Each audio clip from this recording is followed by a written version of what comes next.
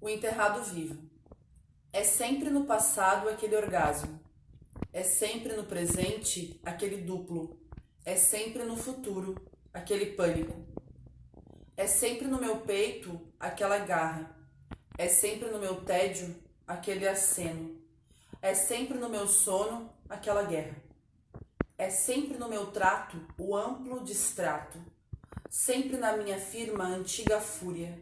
Sempre no mesmo engano outro retrato. É sempre nos meus pulos o limite. É sempre nos meus lábios a estampilha. É sempre no meu não aquele trauma.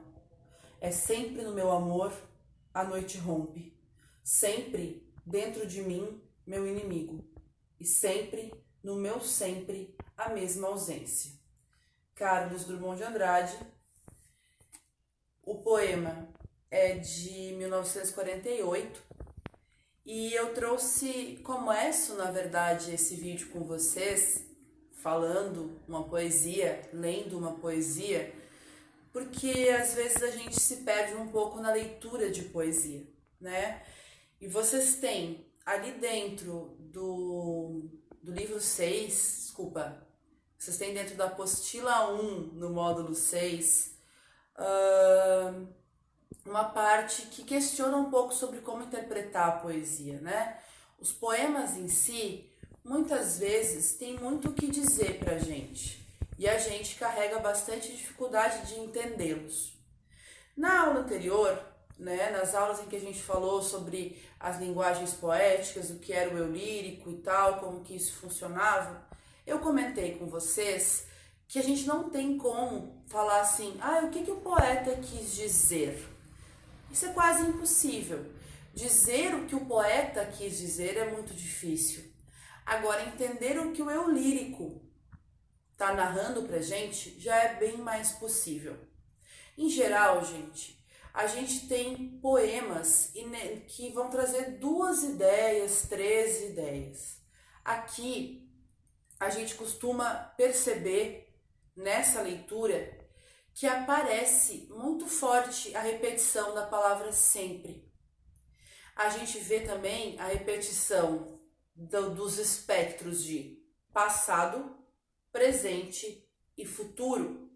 Quer dizer, pegando palavras-chave como sempre, presente ou passado, a gente tem uma noção de que o espectro central dessa obra, né, que o espectro central desse poema é o tempo.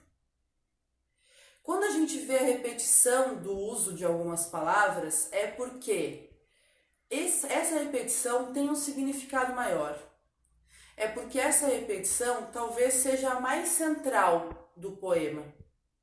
Quando não aparece repetição, claro, a gente não vai se apegar a isso, né? A gente vai buscar outras palavras-chave.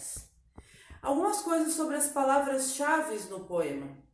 Aqui eu falei para vocês que as palavras-chave eram a repetição sempre, o passado, o presente e o futuro. Às vezes, as palavras-chave aparecem repetidas, mas não do mesmo jeito. Elas aparecem como sinônimos.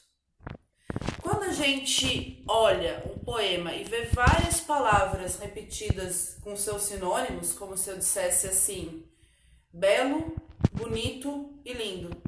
Eu tenho o mesmo significado, mas em 3 palavras distintas. Quando elas se repetem num poema, elas são palavras-chave. Então isso é muito importante para pensar a interpretação de poema. Quando a gente olha então uma temática que está guiada pelas palavras-chave, como é o nosso caso aqui, né? Essas palavras que representam o tempo, a gente sabe que esse poema tem como núcleo central a passagem do tempo. E como muitas vezes o tempo repete as suas ações. Como que a gente identifica isso no poema? Na utilização do sempre, tá? E aí o mais importante perceber que a gente vai ter no início do poema demonstrações de frustração com o tempo. Por que a prof fala para vocês em demonstração de frustrações? Percebam aqui no enterrado vivo. É sempre no passado aquele orgasmo. é sempre no presente aquele duplo e é sempre no futuro aquele pânico. Então quer dizer, no passado estava o bom, no presente está o confuso e no futuro o medo, o pânico. Então a gente já tem na introdução do poema uma lógica que nos dá a ordem do poema, que tem mais dificuldade de entender a vida quando o eu lírico se coloca e se mostra perdido no presente. Então elementos como esse, repetição de palavras, repetição de sinônimos, palavras mais fortes, uma temática central, são aquelas que nos guiam para a leitura e para a interpretação do poema. Essa parte aqui, esse poema, vai para vocês em anexo à aula, tá? Para vocês poderem acompanhar a leitura, lerem. E seria muito importante, gente, que ao fazer a leitura, vocês tentem identificar mais elementos, tentem explicar para mim o que vocês entenderam desse poema. Que aí, nas nossas monitorias, durante essa semana, a gente discute vários significados propostos pelo poema Enterrado Vivo, do Carlos Drummond de Andrade.